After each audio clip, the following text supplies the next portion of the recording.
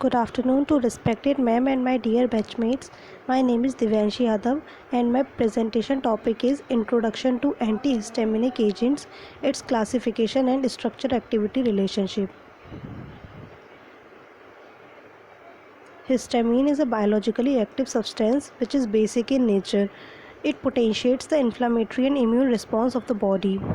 Antihistaminic agents are the agents which antagonize the action of histamine. On the basis of type of H receptor, the antihistamines are divided into H1 antihistamines and H2 antihistamines. The H1 antihistamines are used for reactions and disorders mediated by mast cells.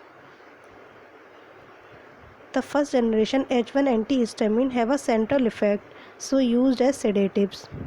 And the second generation H1 antihistamines have low central effects, so they are used as anti-allergic drugs.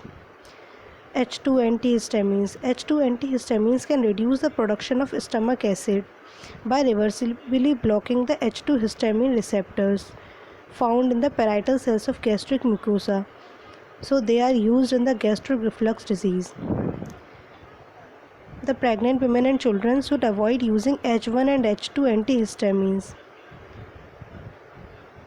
Classification of antihistaminic agents. Antihistaminic agents are divided into three types of histamine receptor antagonists. These are H1 antagonist, H2 antagonist and H3 antagonist. The H1 antagonists are classical antihistamines which blocks the physiological effects of histamine and used in allergic disorders. The H2 antagonists are cimetidine, ranitidine, etc. These are H2 antagonists. They reduce the gastric HCl secretion and used in peptic ulcer diseases. H3 antagonist. Thiopramide is an H3 antagonist.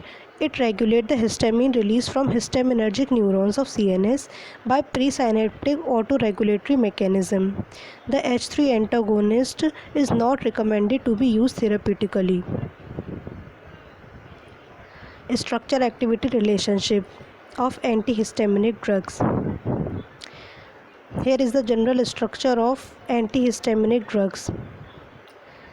It consists of aryl group, X, carbon chain and the terminal nitrogen group.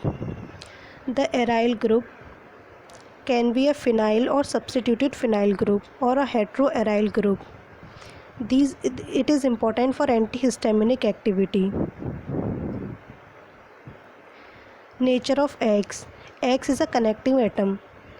So it can be oxygen, which is an amino alkyl ether analog, nitrogen, which is ethylene diamine derivative, carbon, which is monoamino propyl analog.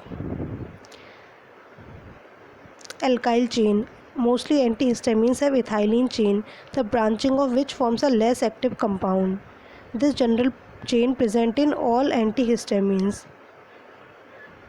It is followed by dialkyl amine group, which is represented here by terminal nitrogen atom.